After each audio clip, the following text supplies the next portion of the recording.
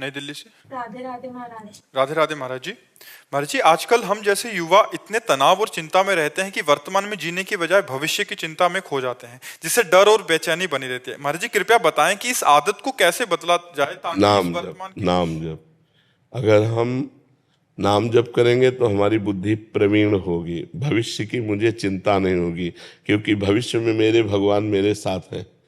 नहीं, अगर हमारे अंदर नाम जब चल रहा है तो हमको ये विश्वास है कि मेरे भगवान मेरे साथ हैं, और जब संपूर्ण सृष्टि बनाने वाला भगवान मेरे साथ है तो मैं भविष्य की चिंता या भूत की चिंता में अपना समय क्यों नष्ट करूं। अपने मन को बार बार नाम में लगाने से जो ओवर थिंकिंग है, इस पर हम कंट्रोल कर सकते हैं, शासन कर सकते हैं। और नाम जप हुआ बहुत बड़ा पुण्य, बहुत बड़ा पुण्य। तो हम जो सोचेंगे वो भी हो जाएगा, तो हमको विश्वास होता जाएगा कि मेरा नाम जप मेरी सामर्थ्य है, मेरा नाम जप मेरी कामनाओं की पूर्ति का उपाय है, मेरा नाम जप मेरे भगवान को सानिध्य में रखने की बात है। तो इससे हमें बहुत बड़ा लाभ मिलेगा। जैसे आज के 15 वर्ष पहले हमारे पास 2000 रुपये भी दवा के लिए प्रति महीने के नहीं थे। कोई एक आदमी पानी देने वाला नहीं था। दोनों किडनी हमारी खराब, समस्या ही समस्या थी। कोई स्थान 1 इंच जगह नहीं, सब तरह से केवल भगवान के आश्रित। लेकिन हम निराश नहीं हुए, क्यों? मुझे भरोसा मेरे साथ भगवान है। तो भविष्य की चिंता का हमारे पास उपाय है ना, भगवान। तो हमें चिंता नहीं हम परेशान ना हो जाएं।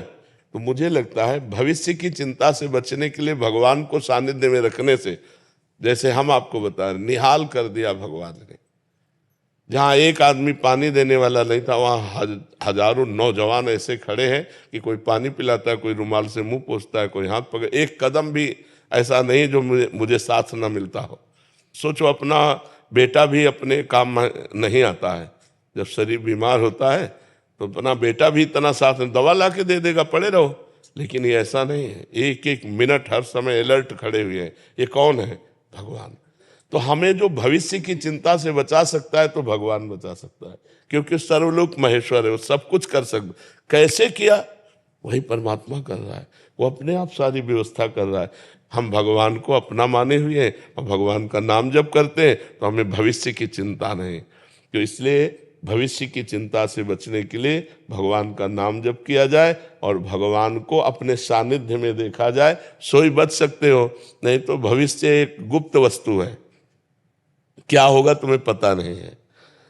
उसी के विषय में चिंतन कर, कहीं ऐसा ना हो जाए, कहीं ऐसा ना हो जाए। कभी निगेटिव कभी पॉजिटिव, तो प्रायः पॉजिटिव चिंतन कम रहता है, निगेटिव चिंतन ज्यादा रहता है। अब सोच के घबराहट पैदा हो गई, इतनी पढ़ाई की, इतने पापा ने पैसा लगाया, अगर फेल हो गई तो पापा क्या कहेंगे, दोस्त मित्र क्या कहेंगे, अगर इस बार फेल हो गई तो एज भी तो बढ़ती जा रही है, अब क्या होगा। अब निगेटिव सोचते सोचते वो परेशान है।